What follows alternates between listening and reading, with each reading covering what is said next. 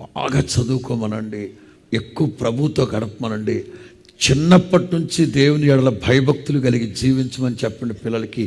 భవిష్యత్తులో దేవునిని ఆశ్రయించిన పిల్లలే నీతి నిజాయితీగా దేశాన్ని నడిపిస్తారని. అందుచేత పిల్లలు మీ ప్రార్థనా సమయాలు మీ స్నేహితులకు తెలిసి ఉండాలి.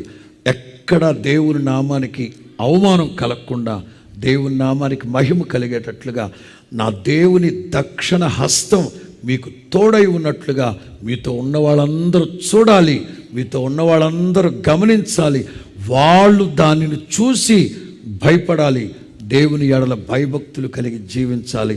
అలాగున అనుకూలమైన సమయాలు, ప్రార్థనా సమయాలు కేటాయించి ఆ దిశగా ముందుకు సాగండి. ఈ 2024వ సంవత్సరాది మొదలుకొని సంవత్సరాంతం వరకు నా దేవుని చల్లని చూపు